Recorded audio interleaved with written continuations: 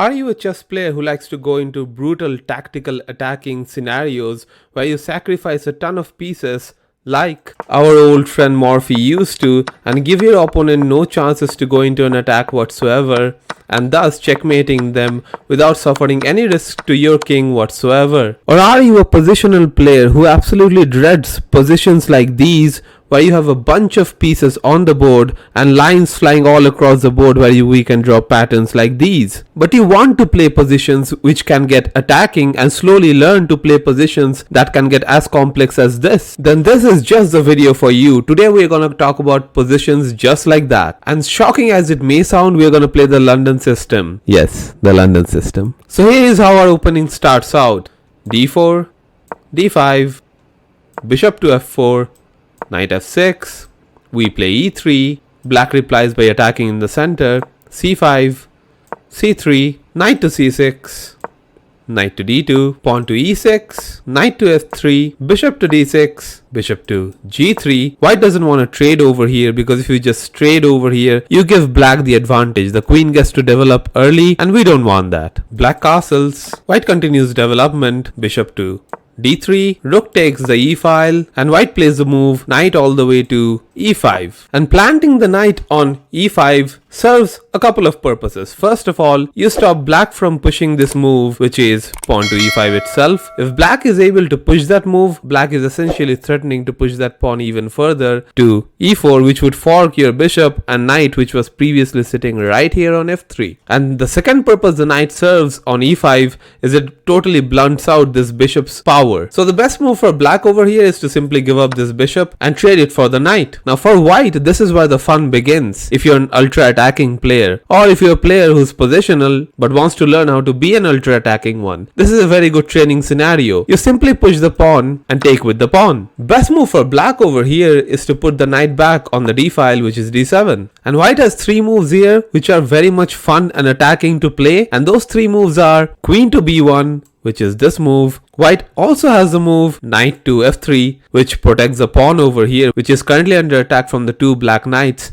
and white would have two defenders once the knight comes on f3, the knight being one and the other being the bishop sitting over here. The third option white over here has is pushing the move pawn to f4, defending the pawn on e5 and also setting up for a pawn storm coming on the king side of the board. And black, notice, cannot put the knight back over here and would have a very hard time defending the position. Today, we are going to explore the move queen to b1 and see why it's a potent move and what are the main ideas for white to attack black in this particular scenario. Let's talk about the roles that the different pieces of white is going to play in this setup. White is going to have control over the light square diagonals, which are these two diagonals. The bishop and the queen will take control of these two diagonals, and in the future, moves like queen to h5 can be played once the queen moves to the d1 square. The bishop on g3 is currently defending the pawn on e5, but that role of the bishop will change in the future once the move pawn to f4 has been played. The pawn from f4 will defend the pawn on e5 and the bishop will be free to roam other diagonals such as this long diagonal, taking away the diagonal from the black queen. Only after the move f4 has been played, pawn to f4 supporting the pawn on e5, do you want to develop the knight all the way up to f3 so that it can jump into g5 and go into the attack to checkmate the black king. And if you're tired of all those arrows, let's get rid of them. Attacking positions like these are a lot of fun to play. You'll win some, you'll lose some, but you'll learn how to attack more than anything else. Now we've talked about the pieces, let's discuss what roles the pawns will play. Your pawns on the f, g and h file will be used to pawn storm the opponent king. They'll just march right down the board so that you can checkmate your opponent. We've already discussed the f pawn will have a role to play on f4, but in the future it can also march forward for pawn breakthroughs. Now let's take the example of a master game wherein the game was played by Danny Raznikov on the white side of the board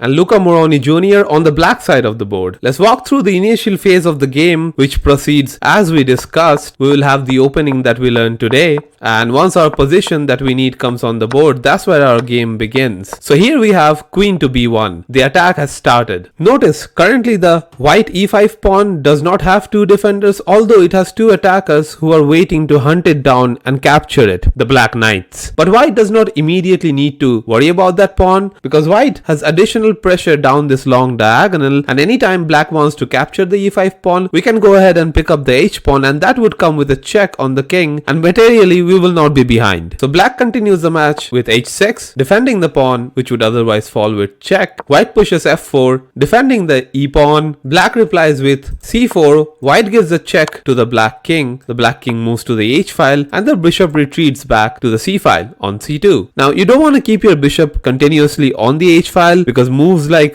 g6 might come in the future, and that could trap your bishop over there. b5, starting a pawn storm down the board. a3, preventing any further pawn pushes. a5, still trying to push the b4 move, but it's really not the best move in the position. You lose significant amount of time trying to create a queenside pushing, wherein your king might actually fall from the white's attack. Queen to d1 comes, trying to take control of this diagonal as we discussed. Rook comes to the b file, queen goes in for the king hunt, black develops the queen, bishop attacks the queen as discussed, taking control of this diagonal. Queen moves back to defend the black king, which currently does not have any defenders which are pieces, while white already has 3 attackers aimed right towards that black king. Knight to f3, bringing the knight into the attack. Pawn is pushed, trying to create some kind of imbalance on the queen side. Some trades happen, and the knight is attacked. Knight is defended. Knight goes in, puts further pressure on the knight because the knight on the d file is undefended. Rook to a8, pinning the bishop, because right now if the bishop moves, the queen on a1 will fall. Castling, the pin no longer exists. So attacking the queen before defending the knight on c6. Queen moves, queen defends the knight on c6. A few exchanges happen, queen moves back, and pieces are positioned as per requirement. Some trades happen, knights and bishops come flying off the board, and now it's time to push your pawns to victory. A few more moves are played before the position becomes completely winning for white. White sacrifices a rook here, sacrificing the exchange. Because the position is completely winning from over here, try to figure out on your own how this match would end. White currently is threatening checkmate right here on g7, and the black king really doesn't have an option of running away. Like, let's say, where can the black king run away? Over here? No, that's still checkmate. So you really have nowhere else to run, and you can't really run to the h file because that's checkmate as well. The only way for black to prolong the game is to give a check to the white king, and once the white king moves, remaneuver the queen to the g file, but that doesn't help too much because it ends in a fork of the king and the queen. And no matter what black plays over here, like let's say king to h7, black has to give up the queen in the next move, and that's match over essentially. There's not much more that black can do from over here. Queen against a rook, completely winning. I hope you enjoy playing these attacking scenarios with the London system, so let's go back to the opening once again. It is this position that we wanted to achieve, and let's go through the moves like how we did it. So the game started with the London system, and this is a very common line of the London system, and this is how we achieved this position after the knight and the bishop were traded. White played the move queen to b1. So try to use these ideas in your own games. Take control of the light square diagonals and also the dark square diagonal to take away the power of the queen once possible. Develop your knight to f3 and then go up to the g5 square if required, only after you've pushed your pawn, by the way, to f4. Remember that, don't forget to do that. And tell me how your games go in the comment section. Like and subscribe to my channel if you've enjoyed the tips given out in this video. I'll be covering the other lines which are also very attacking after the move pawn takes on e5. So wait for those videos. I'm gonna give you some more tips on how to be an attacking player in the London system. See you.